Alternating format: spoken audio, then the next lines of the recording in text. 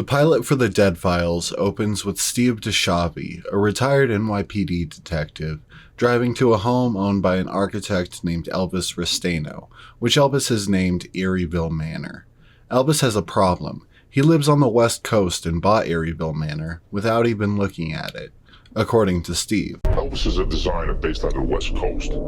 He wanted to renovate a farmhouse, so he bought this one sight unseen on the internet. With the intention of opening up a bed and breakfast, and now he's worried it may be haunted. Okay, so why don't you tell me what's going on? Bought this house 3,000 miles away from where I live. Now I'm a bit concerned. The house has a personality of its own. Okay.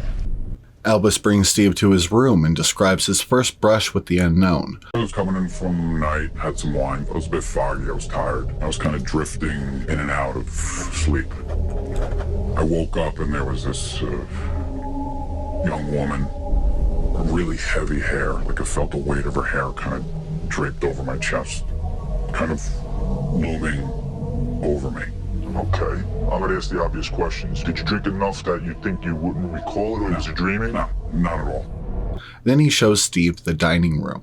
Elvis says he was obsessed with building a 14-foot table out of wood planks he found in the loft. After building the table, he found a picture in between the wallpaper and the outer wall. He thinks that the size of the crowd in the picture and the size of the table may be related. I made this 14-foot table before I found this picture in the wall. It happens that everyone in this photograph could fit around this table. Oh, there's a lot of people in this photograph, that's for sure. You're right, this size table would fit them perfect. And they're all dressed for Sunday dinner? Or Thanksgiving or something like that. Then he shows Steve this. A jar containing a dandelion hanging upside down from the lid, and 2 cube blocks which appear to have letters written in green marker on each side. Elvis says he used these items as a kind of Ouija board to communicate with spirits. So I had these letters and numbers on these blocks, and then I had this mason jar with a dandelion in it. And I said, if anyone was going to communicate with me, that the petals, these dried petals of this dandelion, would blow off inside that jar. You mean like a Ouija board? I don't even want to say what it was like. Steve is worried that because Elvis isn't a professional, this might have triggered a haunting. So do you have a background in this, or is this something you just, something you just did? Something that I was compelled to do. But you haven't done this before? No. Well, let me ask you this question now. Was this all this stuff before or after the incident in the bedroom? Before. So it's possible that whatever you did here might have brought this out. Yes. Man, it's cold in here.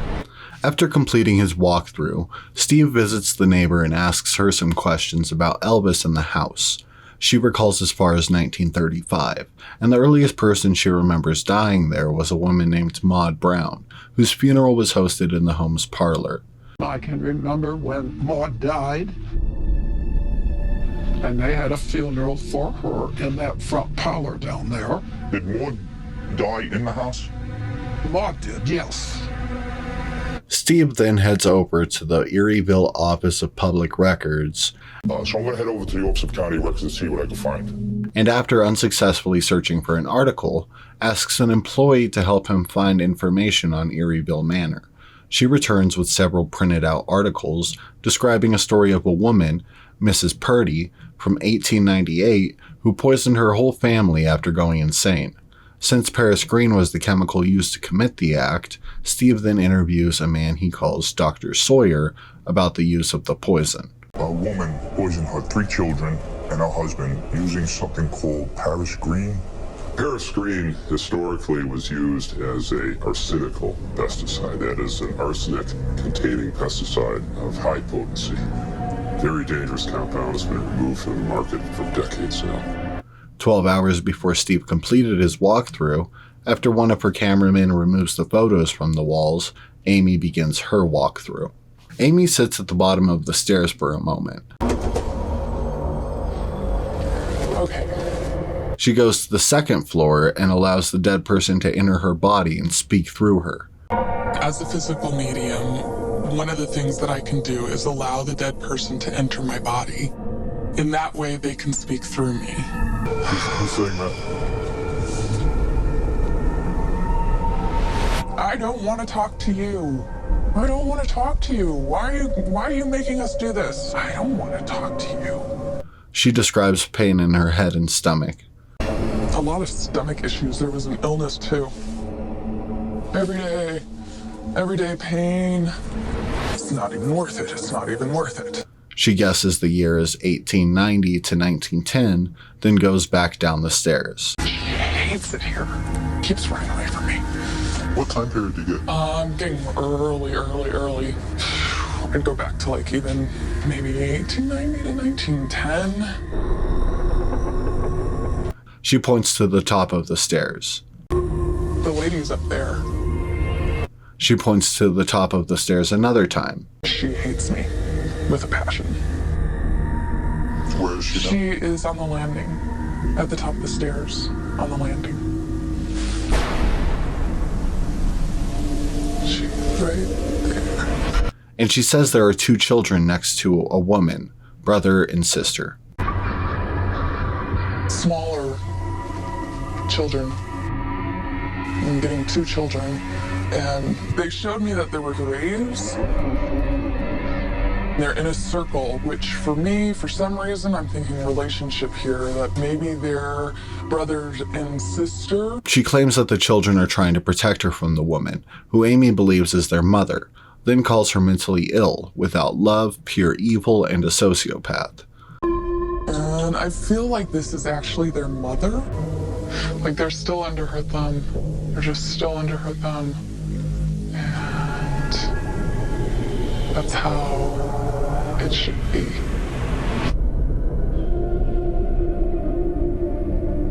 She is completely insane, and she loves to hurt me. I think that this lady might have killed someone like her. Why don't you just leave? Why don't you just leave? I think that she did some bad things to her kids. Then calls her a poisoning serial killer. She kept it mostly focused on her immediate people around her, doing little horrid things to them. How can you say I don't care about my children? How dare you? How dare you say that? I think she would have been like some kind of poisoning serial killer. Amy describes the pain more thoroughly in various parts of the house. She says the spirit of a little boy is talking to her, but has a speech impediment, so she finds it hard to understand him. The boy's not really talking that much because there's something with him with like how he's like a speech impediment. I don't know if he can really communicate very well, this guy. If that's why he's holding back. He's so quiet. He's very, very quiet, very, very quiet guy.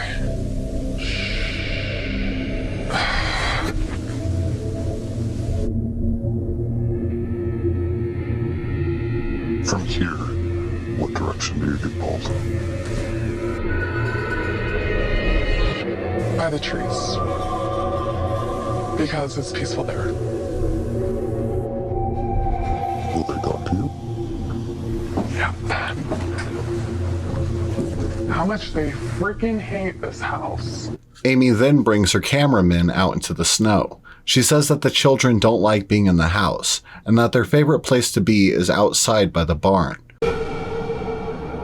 They love to just lean up against the trees and just sit there, and that's where they're happiest, is out of the house.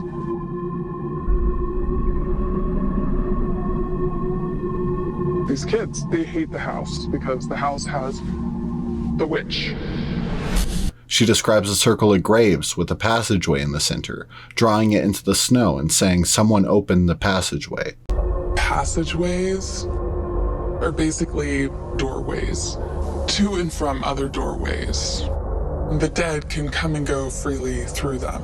Now we finally reach the reveal. Steve and Amy sit across from Elvis.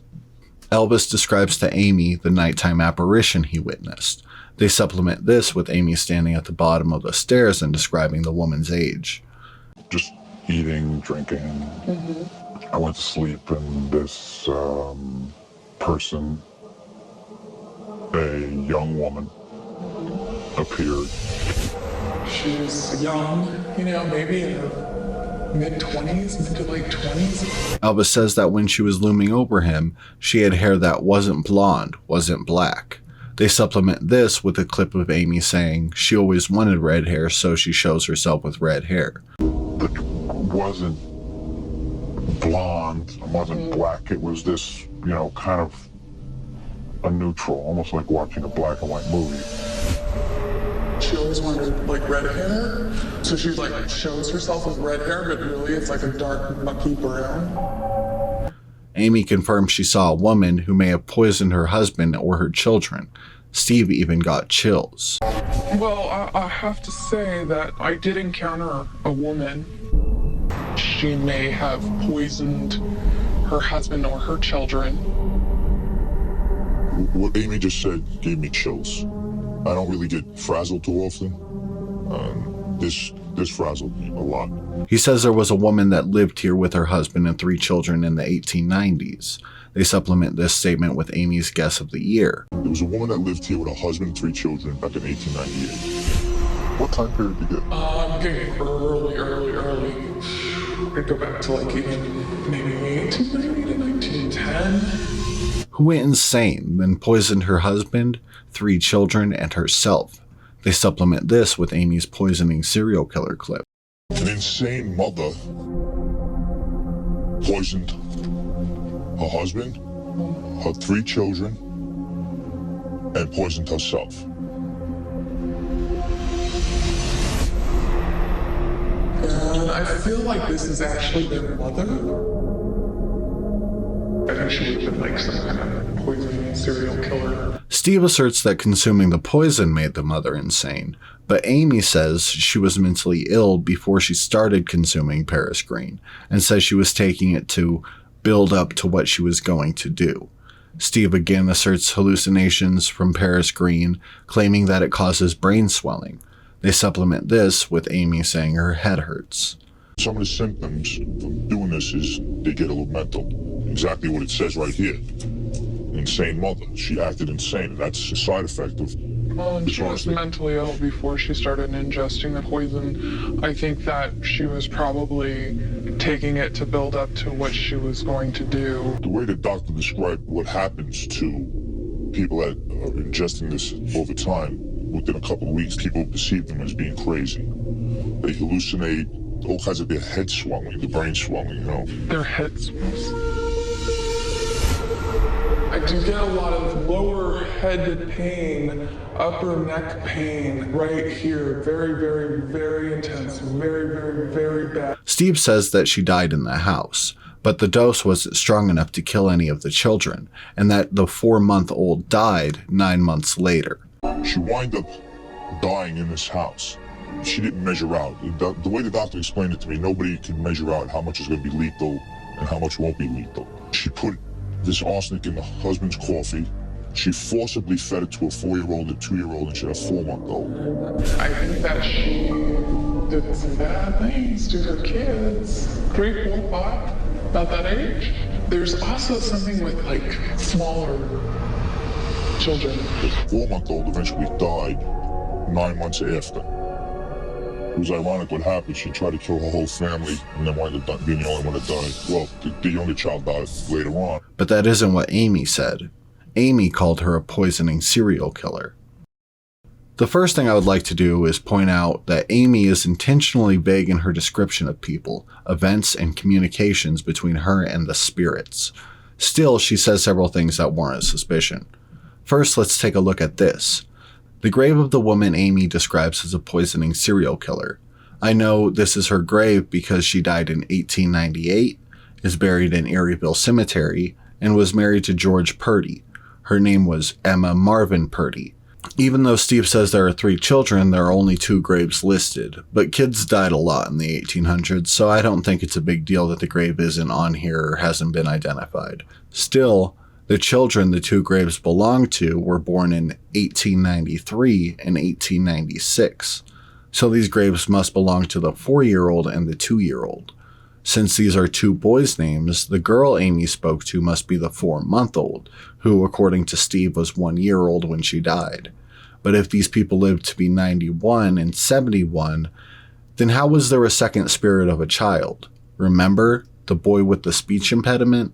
She describes the children's spirits as being under the thumb of their mother, but how is that the case when both boys died as men decades later in completely different cities from their mother? Earlier, when Amy is at the bottom of the stairs, she claims that the 2 children were sending her visions of a circle of graves, which of course wouldn't be possible with just 2 graves. She claims that the favorite place for these children to hang out is outside by the barn, away from the witch, but is that really something a 4-month-old could conceptualize? And if the ghost of the 4-month-old is actually a 1-year-old who could conceptualize things like a favorite place or witches, since she died at that age, then again, why would the 71-year-old spirit be a child? A couple smaller things I feel the need to point out is Amy guessing a 20-year period for the poisonings, which is not an accurate guess whatsoever, and Amy getting Emma's age wrong when guessing that she was in her mid to late 20s. As you can see from the gravestone, Emma was actually 22, which would be her early 20s. I also understand that due to the nature of Amy's visions, it is tricky to nail down exactly when she lies outright. So let's take a bit of a step back and look at the claims made by Steve the detective. I have no reason to believe that Dr. Sawyer isn't a real doctor, or that arsenic poisoning from Paris Green might have caused Emma to go insane before she decided to use that same chemical to poison her family, though I am skeptical of that narrative. Before Steve talked to Dr. Sawyer, he went to the Erieville Office of Public Records. But that's weird, because these books on the table are 2 volumes of the Onondaga Centennial, which are about the history of Onondaga County, New York. One problem is that Erieville is located in Madison County, so why would the history books on the table be for a whole different county? Another problem is that there is no Erieville Office of Public Records. So what building did Steve walk into? Well, if you pause the scene where Steve is flipping through a filing cabinet, you will see a folder labeled Cazenovia Public Library Archives Collection. Sure enough, when you look up the Cazenovia Public Library, it's the very building Steve called the Erieville Office of Public Records. Cazenovia, while being in Madison County like Erieville, is also on the border of Onondaga County. Steve said, "So I'm going to find somebody at the county clerk's office that could help me look a little deeper." The problem is the records only go back 100 years. So I'm going to find somebody at the county clerk's office that can help me look a little bit deeper. But since this is the Cazenovia Public Library and the Madison County Clerk's office is actually located in Wampsville, that means that Steve is lying, and this woman is an actor. Steve is also lying when he says that the records only go back 100 years. When he's looking at the computer monitor, if you pause the video before Steve covers it with his hand, there is a story about the sudden death of a woman named Lemon Inman from Fenner, New York. This person died in 1881. So this story is from 1881, over 100 years old and 17 years prior to Emma Purdy's suicide. When Steve is driving to Erieville Manor and he calls Elvis Restaino, The designer based out of the West Coast. what he's avoiding saying is that Elvis is an art and production designer based out of Los Angeles, who is also an actor, and both wrote, directed, and acted in Bloodsport 4, which is the worst Bloodsport movie according to the reviews. There was a Bloodsport 2? I loved the first movie because it was one of those so bad it's good films, highly quotable and fun to watch. When I found out there was a Bloodsport 2, I decided to watch it, leading me to binge the next 2 sequels. Because of the low expectations, I thought part 2 and 3 were enjoyable. Going into this film, I couldn't even finish it. The same actor from 2 and 3 returns as a completely different character. The movie seems to be filmed all in one place, where set designers just move things around. The police station doesn't resemble a police station, nor does the prison resemble a prison. The dialogue is horrendous. Meet the famous Dr. Rosenblum. Killed his father and mother with a corkscrew. Don't hold that against him. Deep down, he's a real sweetheart. John Keller. You look much larger on television. I just couldn't even focus on the fights when they were present. To go into this film with low expectations, it was bad. In fact, the whole reason the crew came to Erieville is a lie. Steve says, so he's having issues and we're concerned about if he should spend the money or the time to renovate his place if he's going to have a problem with it. So he's having issues and he's concerned about if he should spend the money or the time to renovate this place if he's going to have a problem with it. And Elvis says, It's a bit of a concern for me because who's going to want to come to a bed and breakfast that has this negative energy to it? but when this episode released in September of 2011, Elvis already had a website advertising the bed and breakfast, with photos of the house already renovated and ready for guests. This snapshot from June 2011 proves it.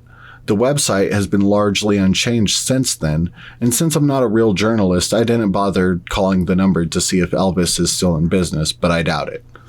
A couple more notable things about the website is the use of vaguely occult-seeming symbols on the landing page, including a Mayan calendar, the zodiac, and a 3-leaf clover, which is pretty funny. While the website seems to want to have its cake and eat it too, advertising as a romantic retreat where a strange man provides a strictly regimented meal experience, including complimentary Italian toast, a sexier version of French toast for breakfast, and a mandatory $25 pizza dinner. Elvis loves his pizza. Where if you want to bring a bottle of your own wine, you must also bring a bottle of that same wine for the strange man.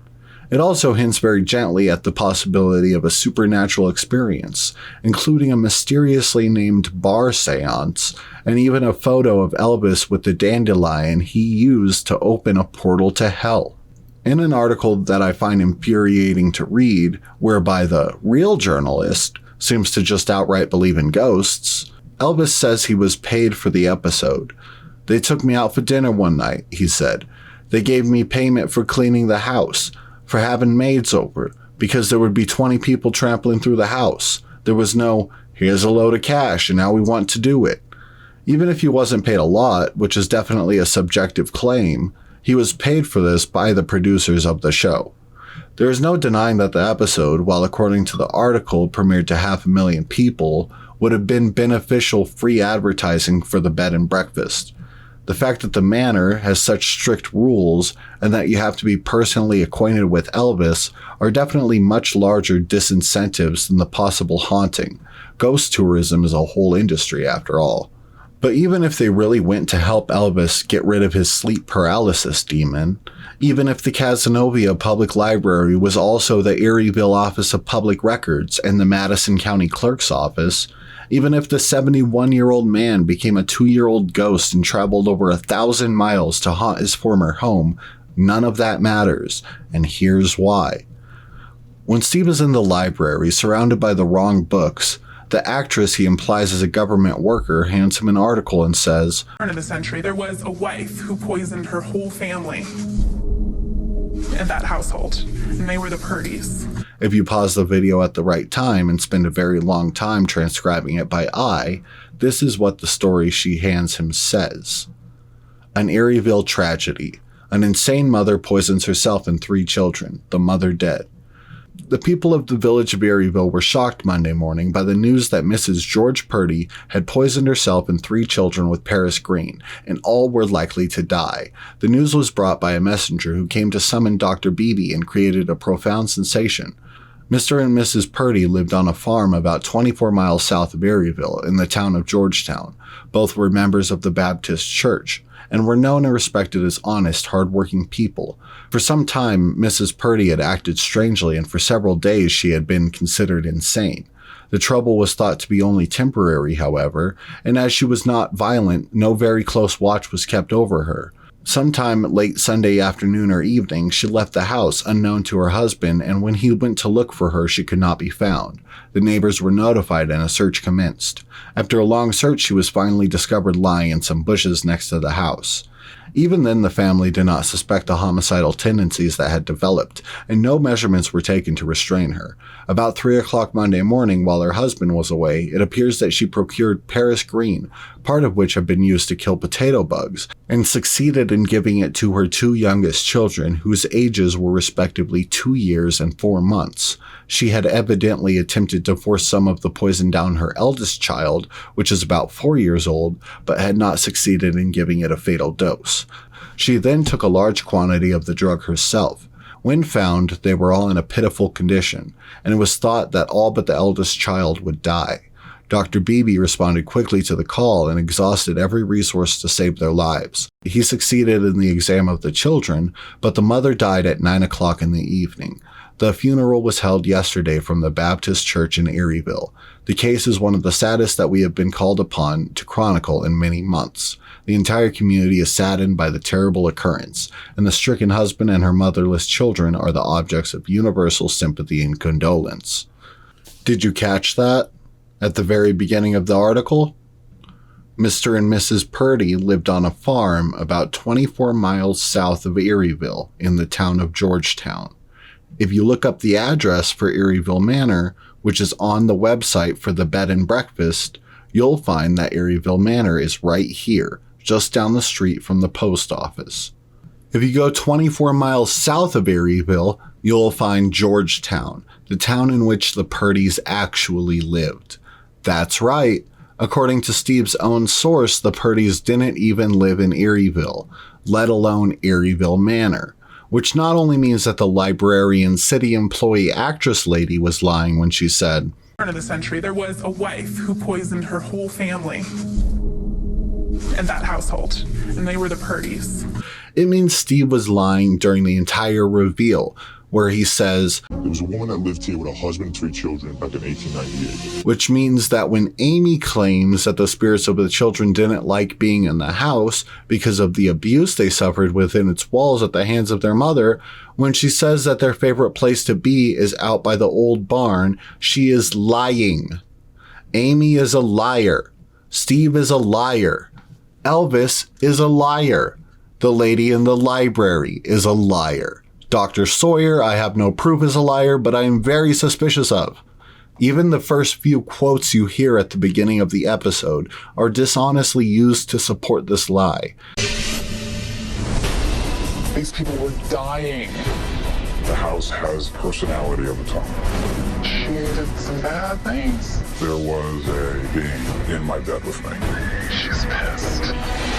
They had a funeral for her in that front parlor. Why'd they have to go and ruin everything?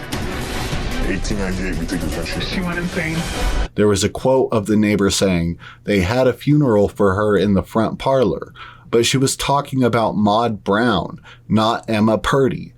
A little aside, I think it's very funny how the neighbor mentions the supernatural supposedly before Steve ever does, almost as if she knew what the conversation would be about before it happened. If he says something's going on, you would believe him. Yeah, some people can be more attuned to something like this than other people. Spooky. This whole show, the entire production, from Steve to the weird camera guy, from Amy to the old lady, it's meant to get inside your head and trick you. It's one thing to perform a trick in front of a live crowd, but Steve and Amy are able to hide their hands behind deceptive editing on a live television show you really weren't meant to pause. The Dead Files is a magician doing a card trick for another magician for a guy with a camera being recorded by another guy with a camera. More about that next time. Thank you for watching.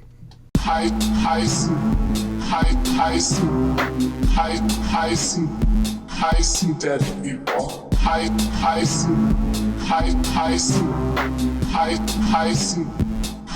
Dead people.